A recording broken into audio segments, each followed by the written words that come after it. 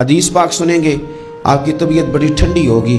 میرے نبی پاک صلی اللہ تعالیٰ علیہ وسلم ارشاد فرماتے ہیں کہ جو بندہ سوال سے بچنا چاہے گا، ارادہ کرے گا اللہ میں نے کسی سے نہیں مانگنا، فرمایا جو سوال سے بچنا چاہے گا رب اسے سوال سے بچا لے گا، اور جو لوگوں سے بے نیاز ہونا چاہے گا کہے گا یا اللہ مجھے دنیا داروں کا محتاج نہ بناؤ، اپنی بارگاہ سے عطا فرما۔ جو لوگوں سے بے نیاز ہونا چاہے گا اللہ لوگوں سے بے نیاز کر دے گا، اور فرمایا جو صبر کا ارادہ کرے گا اللہ اسے صبر کی توفیق بھی عطا فرما دے گا۔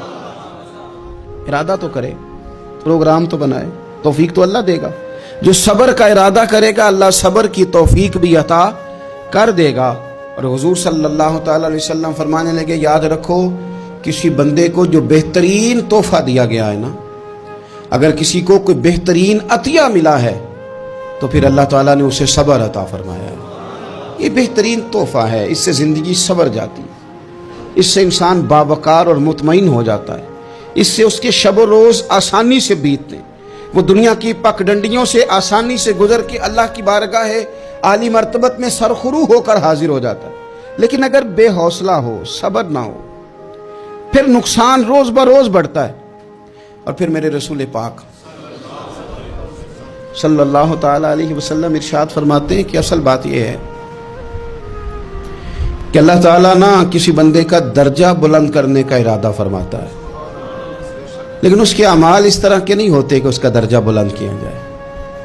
اب رب کیا کرتا ہے، اللہ تعالیٰ اس کو مال کی، جان کی، اولاد کی کسی مشکل میں ڈال دیتا ہے، اس مصیبت پر وہ بندہ صبر کرتا ہے تو اللہ تعالیٰ اس کا درجہ بلند فرما دیتا ہے۔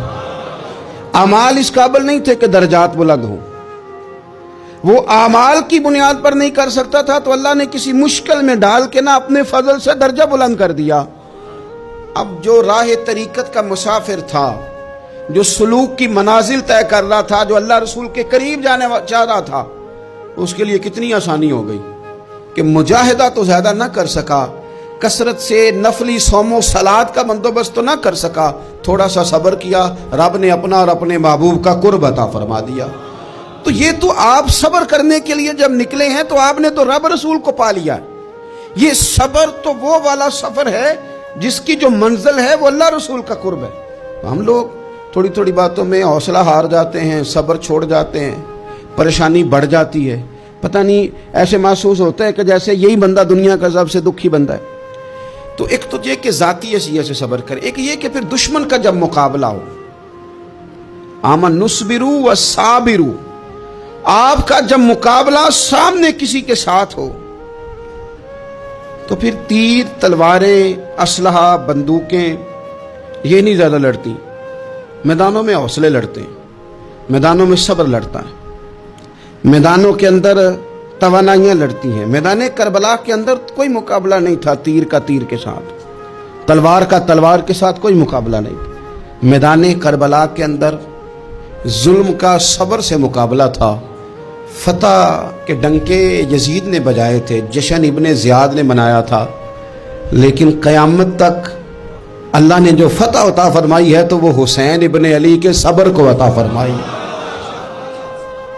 وہ سیدنا امام علی مقام کے صبر کو ملی۔